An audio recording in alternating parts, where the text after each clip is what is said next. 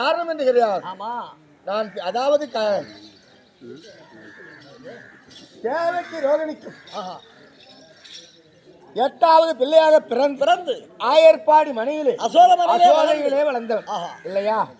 அப்படி வளர்ந்து என் அம்மாவை கொண்டான். ஆமா, கம்சனை கொண்டான். தாய் மகனை பொறுக்கி வாயில போட்டுக்கிறேன். ஆமா, எட்டா போடு யானு கேளு. எடுத்து அடி வைக்கிற இடம் குட்டி சேவர் தான். ராசி அது கிடையாது. அப்பனா இருக்கிற நடுநில நாயகன் அதர்மத்தை அழித்து தர்மத்தை நிலைநாட்டக்கூடியவர். ஆமா, அப்படிப்பட்ட இந்த கண்ணனாகப்பட்டவன் எங்க அத்தை வீட்டுக்கு கருணாய காரியத்துக்கு தான் முத போனேன். போயிட்டு அப்படி எப்பதான் கிளம்புறத முடிவு பண்ணிருக்கீங்க? எப்பதான் கிளம்புறது? கிளம்புற நேரம் இருக்கிறது. யாருக்கு எதுக்காக அடி வச்ச எதுக்காக வந்திருக்குன்னு ஆத்தியா கையில ஆமா, எது கங்கணம் கட்டிக்கிறது தெரியுமா? அவர் குடி நிறுத்தத்துக்காக. அது கிடையாது.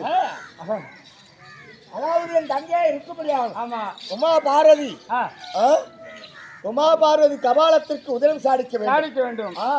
அப்படி சாடிக்க வேண்டுமே என்று எங்க உதிரம் அதிகமாக இருக்கும், எங்க சென்றால் அதிகமாக ஜனதொகை இருக்கும், அங்கு அடுத்தால் தங்கையா கபாலத்துக்கு உதவி சாடிக்கலாம் யோசித்து அச்சாபுரத்திலே யாருகிட்ட இருக்கு? பெரியோரிடத்திலே தான் 11 அக்கிரோணி சேனைகள் இருக்கு. பாண்டவர்களுக்கிலே 7 அக்கிரோணி சேனைகள் இருக்கு. 11 7 18 அக்கிரோணி சேனைகள் இருக்கிறது.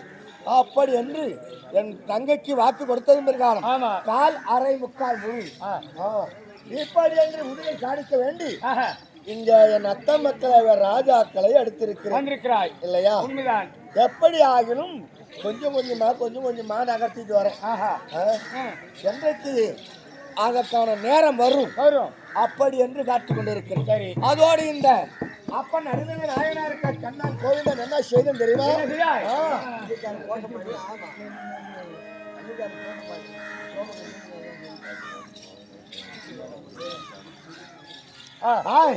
அப்படி இருந்த போதிலும் கண்ணனா கோவிந்தா இருக்க முடியாத ஒன்றல்ல இரண்டல்ல நான் செய்ததெல்லாம் என் தான் பிள்ளையா இருக்க முடியாது, நான் மகனா இருக்க முடியாது.